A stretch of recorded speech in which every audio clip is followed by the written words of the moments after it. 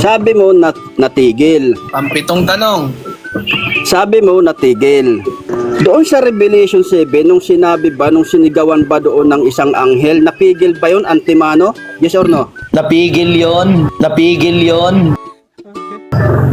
Okay. Bakit? So napigil. Napigil ba yon? Natigil ba yung digmaang yon? Opo, basahin natin. Apokalipsis 8.1. Ito, natigil.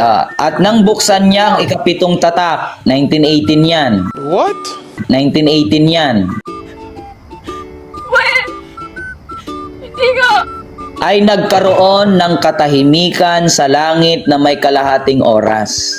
Yung tinatawag dyan na katahimikan sa langit, yung langit dyan ay langit ng mga tao na sumasagisag sa glory o kalwalhatian. Nagkaroon ng katahimikan dahil nga natigil ang digmaan sa pagitan ng mga bansa. Gaano katagal ang pagtigil?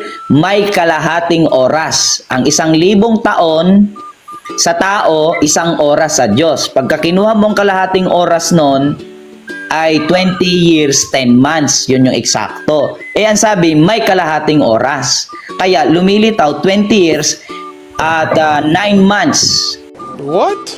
Kasi may kalahating oras. Ang pagitan ng World War I saka World War II.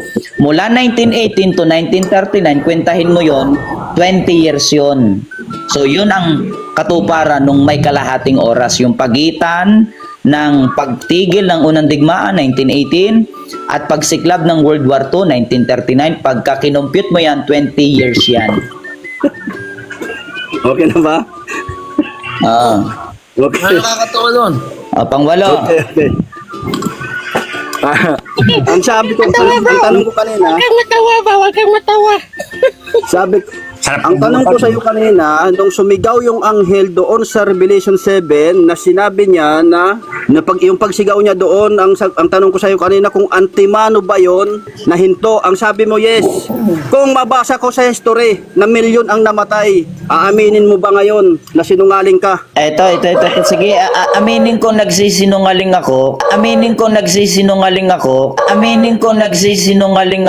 Maraming namatay. Sige, maraming namatay. Tanggap ko, maraming namatay. Ano? No. Tanggap mo. Maraming nga namatay. Nga, nasa history maraming namatay. Marami palang namatay. Bakit sinabi mo kanina, nung tinanong ko, nung sumigaw ang isang anghel doon, nung sinigawan niya yung 4 na anghel, ang tanong ko sa'yo kanina, Antimano ba yun, na-stop yung digmaan? Sabi mo yes. Kung na-stop na Antimano yung digmaan, bakit ang dami pang namatay?